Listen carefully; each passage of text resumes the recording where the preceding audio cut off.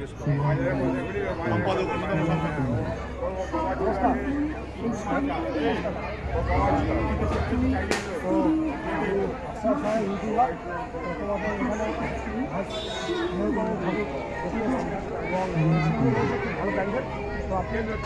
সম্পাদক তাই তো?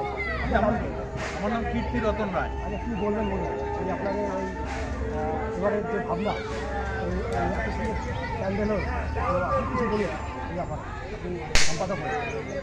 আমরা তো প্রতি বছরই নেহরুনগর নতুন নতুন আঙ্গিকের প্রতিমা এবং মণ্ডপ তৈরি করে।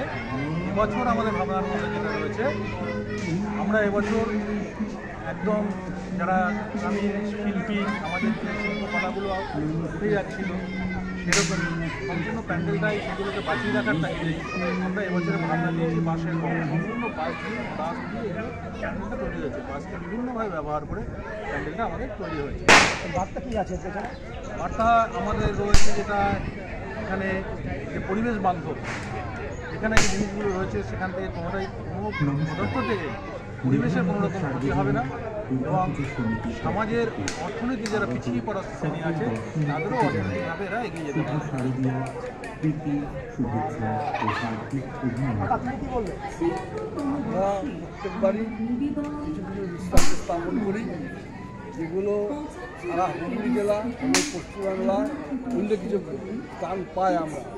আমরা সাধারণ মানুষের দিকে চেয়ে এবার যে বললো আমার সেক্রেটারি, সেটাই সত্য। পিছিয়ে পড়া মানুষকে কিছু এই দুর্গাপুজো উপলক্ষে কিছু তাদের হাতে অর্থ যাতে আসে, তাই সেই আগেকার দিনে সেই ক্যাঁচাবেড়ায় আমরা যখন থাকতাম মাত্র আমরা এবার ক্যাঁচাবেড়ায় আহ্বান করেছি এবং সবচেয়ে বড় উল্লেখযোগ্য আমাদের নেহরু কলোনিতে এবার আমরা শান্তিনিকেতনের ছোট্ট একটি মেলা, সেও পিছিয়ে পড়া হাতের কাজে দুস্থ মানুষদের আমরা এখানে এনেছি। তাদের কেনাকাটাও ভালো হচ্ছে, রেসপন্স আমরা পাচ্ছি। আমাদের ভাবনা আগামী দিনে পিছিয়ে পড়া মানুষকে নিয়ে এইটাই আমাদের নেহরু সংযোগ যুব উৎসব কমিটি থেকে আমরা আহ্বান জানিয়েছি। আপনারা তুমি বলো কিছু। ধন্যবাদ।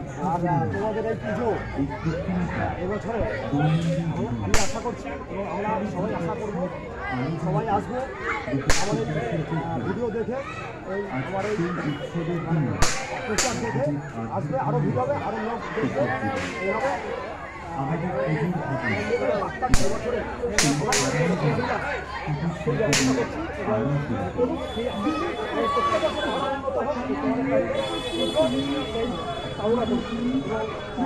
এইভাবে শুভেচ্ছা সবাই।